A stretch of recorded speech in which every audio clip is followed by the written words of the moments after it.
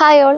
അപ്പോൾ കഴിഞ്ഞ വീഡിയോയിൽ നമ്മൾ സ്കാൽപ്പിങ്ങിൻ്റെയും ഇൻട്രാഡേ ട്രേഡിങ്ങിൻ്റെയും സ്വിംഗ് ട്രേഡിങ്ങിനും പറ്റിയ പെയേഴ്സിനെ കുറിച്ചിട്ടായിരുന്നു നോക്കിയിട്ടുണ്ടായിരുന്നത്. അപ്പോൾ ഇന്നത്തെ വീഡിയോയിൽ നമ്മൾ നോക്കുന്നത് ഇതിന് പറ്റിയ ടൈം ഫ്രെയിംസിനെ കുറിച്ചിട്ടാണ്.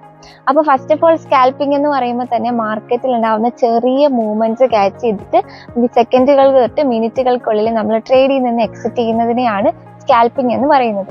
അപ്പോൾ ഈ സ്കാൽപ്പിങ്ങിന് വേണ്ടിയിട്ട് നമ്മൾ യൂസ് ചെയ്യുന്നത് നോർമലി 15 മിനിറ്റിൻ്റെ ടൈം ഫ്രെയിമും എൻട്രീസ് എടുക്കാൻ വേണ്ടിയിട്ട് 1 മിനിറ്റിൻ്റെ ടൈം ഫ്രെയിമുമാണ് സ്കാൽപ്പിങ്ങിനായിട്ട് യൂസ് ചെയ്യുന്നത്.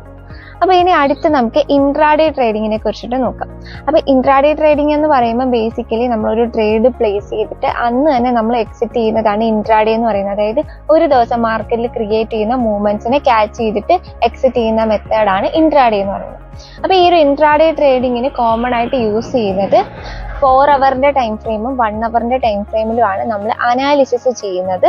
ശേഷം എൻട്രീസ് എടുക്കുന്നത് 15 മിനിറ്റിൻ്റെ ടൈം ഫ്രെയിമിലാണ്. അപ്പോൾ ഇനി അടുത്ത സ്വിംഗ് ട്രേഡിലോട്ട് വരികയാണെന്നുണ്ടെങ്കിൽ സ്വിംഗ് ട്രേഡ് എന്ന് പറയുമ്പോൾ നമ്മൾ ഒരു ട്രേഡിൻ്റെ സ്റ്റാർട്ടിങ്ങിൽ തന്നെ എൻട്രീസ് മാക്സിമം എടുത്തിട്ട് ആ ഒരു ട്രെൻഡിൻ്റെ എൻ്റർ മൂവ്മെൻറ്റ്സ് ക്യാച്ച് ചെയ്യാനായിട്ട് ശ്രമിക്കുന്നതാണ് സ്വിംഗ് ട്രേഡിങ്. അത് നമ്മൾ അവിടെ ഒരു ലോങ് പൊസിഷനാണ് എയിം ചെയ്യുന്നത്.